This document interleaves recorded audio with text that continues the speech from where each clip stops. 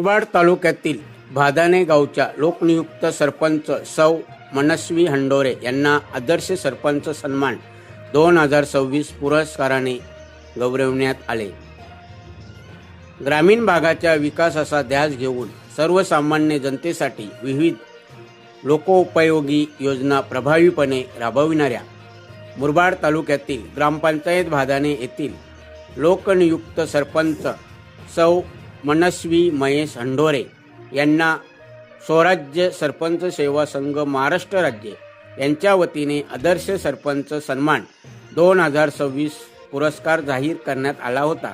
त्याच्या या यशामुळे मुरबाड तालुक्यासह संपूर्ण ठाणे जिल्ह्यातून त्यांच्यावर अभिनंदनाचा वर्षाव होत आहे।